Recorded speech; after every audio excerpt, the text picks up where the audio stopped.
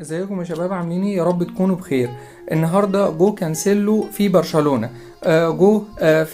كانسيلو في برشلونة: لقد حققت حلمي بالانضمام الى برشلونة وسنحاول الفوز بدوري ابطال اوروبا. طبعا احنا عارفين المجموعة اللي راح فيها برشلونة، وان شاء الله كده كده البرشلونة هي الايه يعني ان شاء الله هي اول واحدة هتتصدر المجموعة في الدورة بتاعتها. وطبعا مواعيد المباريات وكل حاجة نازلة على القناة اصلا.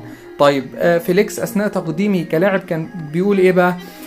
بيقول ان الجميع يعرف مدى سعادتي، لقد عملت لأكون في هذا النادي، انه حلم الطفولة، جئت للمساعدة وآمل ان يكون موسما رائعا، انه شيء فريد من نوعه، انه شيء كنت ابحث عنه لفترة طويلة. واضاف: عندما اخبروني كنت سعيدا للغاية بسبب الاهتمام، لقد شاهدت برشلونة منذ ان كنت طفلا وكنت دائما مشجع لبرشلونة، كان لدي هذا الحلم وها انا هنا اريد القتال من اجل الالقاب. تمام. وأتم قائلا: دوري أبطال أوروبا كان دائما كأس أحلامي، لكننا نتقدم شيئا فشيئا وسنحاول الفوز به. طيب، حاليا الصفقات اللي جابها تشافي يعني يعتبر، هل أصبح تشافي يمتلك في برشلونة أقوى هجوم في أوروبا حاليا؟ طبعا جافي، بدري، جو فليكس، لامين، رافينيا، ليفاندوسكي.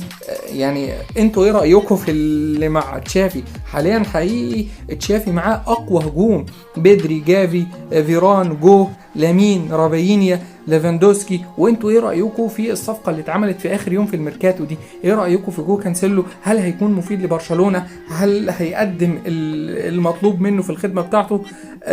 طبعا صفقات اخر يوم دي في منها بيجي كويس وفي منها بيجي سيء جدا. فانتوا ايه رايكم في الصفقه دي؟ هل ده فعلا حجر الشطرنج اللي ناقص اللي كانت محتاجاه برشلونه، ولا ايه بالظبط؟